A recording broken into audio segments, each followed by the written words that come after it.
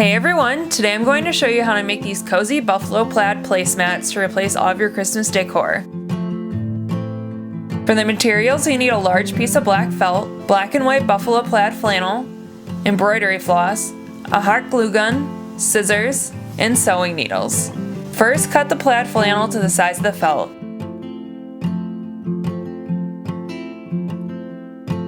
Then hot glue around the perimeter of the flannel and felt to hold them into place.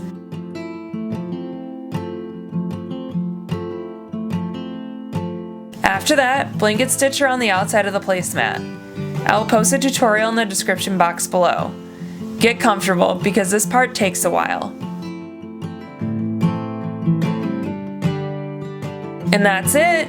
These take a little time to make but are super easy to do and still give that cozy winter feeling. If you enjoyed this tutorial, please make sure to like, comment, or subscribe below. Thanks for watching!